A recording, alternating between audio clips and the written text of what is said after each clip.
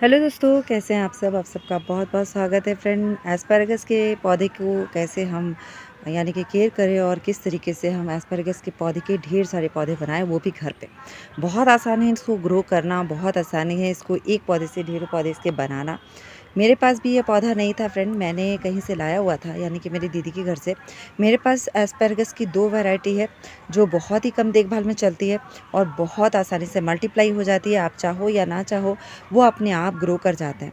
तो एस्पैरागस को अपने घर पे ज़रूर लगाएँ, बहुत ही सुंदर पौधा होता है, बहुत ही कम देखभाल में चलने वाला होता है, बहुत आसानी से मल्टीप्लाई हो जाता है और आपके घर में बहुत ज़्यादा हरियाली बनाए रखने वाला पौधा है ये। क्योंकि ये बहुत कम केयर के साथ चलने के साथ-साथ ढेर सारे पौधे अपने आप मल्टीप्लाई करता है। चाहे एस्पैरागस की कोई सी भी वैरायटी आप लगा लो। एस्पैरागस का ये वाला पौधा जो है, सीड के द्वारा ढेर सारे पौधे बनाता है। मैंने सीड के द्वारा इसको ढेर सारे इसके पौधे बनाए हैं, मल्टीप्लाई करे हैं। आप चाहो तो इसको डिवाइड करके भी लगा सकते हो। इसकी केयर बहुत ज़्यादा सिंपल होती है, बहुत कम केयर के साथ चल जाता है, बहुत आसानी से ग्रो करता है। आप कह सकते हो फ्रेंड, बहुत ही ज़्यादा आसानी से, क्योंकि मुझे इस पौधे के बारे में बहुत ज़्यादा पता भी नहीं था और फिर मैंने इस पौधे को लगाया और ना ही मैंने गूगल में कोई सर्च किया कि इसको कैसे केयर करनी है। मैंने अपने हिसाब से इसको लोकेशन दी। जैसे लग रहा था, मैंने तेज़ धूप में इसको रखा था तो ये थोड़ा बहुत ख़राब हो रहा था, क्योंकि ये पॉट में लगे हुए हैं ना, ज़मीन में नहीं लगा हुआ है। बीच में अंडर वाटरिंग हो रही थी इसकी वजह से। लेकिन फिर मैंने इसको डायरेक्ट धूप वाली जगह में ही रखा है। लेकिन मैंने इसमें ये ध्यान दिया है कि इसमें अंडर वाटरिंग मैंने बिल्कुल नहीं की है, जिसकी वजह से ये पौधा बहुत अच्छे से ग्रो करता है। सिवाय सिर्फ़ एक ही काम को आपको नहीं करना है इसमें, अंडर वाटरिंग नहीं करना है और ये पौधा बहुत अच्छे से ग्रो करने के साथ-साथ इसमें ढेर सारे सीड बनाता है, जिससे अगर आप अंडर वाटरिंग नहीं करते हो तो उसकी ग्रोथ बहुत अच्छी रहती है। यहाँ पे आप देख सकते हो फ्रेंड, यहाँ पे इसकी ये नई ग्रोथ शुरू हो गई है, यहाँ पे हुई है और यहाँ पे भी हो रही है। तो इनको हम निकालेंगे पॉट से और इसको डिवाइड करके अलग-अलग लगाएंगे तो आपका 2 पौधा तैयार हो जाएगा। या फिर आप जितने भी कर सकते हो, 2-3 स्टिक को एक साथ ऐसे-ऐसे करके कर सकते हो, 2-3 पौधे इसके तैयार हो जाएंगे। या फिर आप इसको सीड के द्वारा ग्रो कर सकते हो, जैसे कि यहाँ पे आप देख सकते हो, ये इस तरीके से ढेर सारे सीड बनाता है। ये ब्लैक ब्लैक कलर के दिख रहे हैं ना, तो 3 सीड इसमें आए हुए हैं और सीड एकदम से ग्रीन था, ग्रीन से इस तरीके से ब्लैक हो गया। तो इस ये यानी कि बहुत आसानी से सीड के द्वारा ये मल्टीप्लाई हो जाता है। तो एक पौधा अगर आप लेके आते हो तो इसके सैकड़ों पौधे तैयार हो जाएंगे आपके पास, क्योंकि पौधा सीड बनाएगा, सीड के द्वारा आप ढेर सारे पौधे ग्रो कर लोगे। आपको उसको डिवाइड करने की भी ज़रूरत नहीं पड़ेगी। और भी एक एस्पैरागस है, जैसे कि ये वाला फ्रेंड आप देख सकते हो, ये भी बहुत ही सुंदर, बहुत ही कम देखभाल में, बहुत ही कम देखभाल में चलने वाला प्लांट है फ्रेंड। आप देख सकते हो कितना ज़्यादा सुंदर लग रहा है ना ये। तो इसको भी आप बहुत आसानी से सीड के द्वारा ग्रो कर सकते हो और इसको आप लेके आओगे ना, आपको तो ग्रो भी करना नहीं पड़ेगा। आपकी पॉट में ढेर सारे इधर उधर गिर जाते हैं वो सीड और ढेर सारे पौधे ये तैयार कर देता है अपने आप।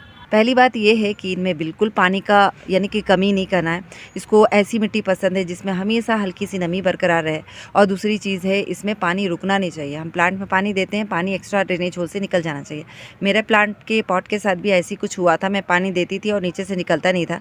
फिलहाल मैंने इसको अभी कुछ 1-2 हफ्ते पहले ही इसको रीपॉट किया है फ्रेंड, और उसके बाद आप देख सकते हो इसकी ग्रोथ बहुत अच्छे से चल रही है और मेरे पास इधर भी इतने सारे पौधे हैं।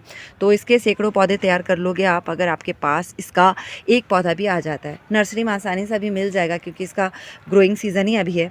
तो इस पौधे को आप ज़रूर लगाएं और ढेर सारे पौधे घर पे उगाएं। सिर्फ 2 बातों का ध्यान रखें, लोकेशन कोई सा भी दे दो आप, डायरेक्ट तेज़ धूप वाली जगह या फिर जहाँ पे इंडोर में जहाँ पे अच्छा खासा उजाला आता है वहाँ भी चल जाएगा। अब जैसी जगह देना चाहते हो दे सकते हो, सिर्फ इसका पानी का आप ध्यान रखोगे तो बहुत अच्छे से ये ग्रो करेगा। जहाँ तक खाद की बात मैं करूँ तो मैं साल में एक ही बार इसको खाद देती हूँ। इसके बाद एक बार अगर मैं फरवरी में मैंने दे दिया, पूरा साल में कोई भी खाद इसमें नहीं दूंगी। और उसके बाद अगर कोई भी लिक्विड फर्टिलाइज़र होता है, जैसे हमारे किचन का निकलता है ना, आलू के छिलके का, प्याज के छिलके का, चावल धोया हुआ पानी, ये सारा कुछ यूज़ करती हूँ, बस इतना ही। और कभी कदार अगर मैं किसी भी फूल वाले पौधों को अपना जो फर्टिलाइज़ कर रही हूँ, वर्मी कंपोस्ट का या फिर काउडंग कंपोस्ट का लिक्विड फर्टिलाइज़र, तो इस पौधे को मैं दे दूँगी इंशाल्लाह। ठीक है, तो बस इतना हम करते हैं तो हमारा प्लांट बहुत अच्छे से ग्रो भी करता है और बहुत अच्छे से यानी कि हरा भरा हमारे पास बना रहता है। लेकिन ये फूल वाला पौधा नहीं है, इसीलिए इसको बहुत ज़्यादा खाद की नीड नहीं होती है, खाद की ज़रूरत नहीं पड़ती है।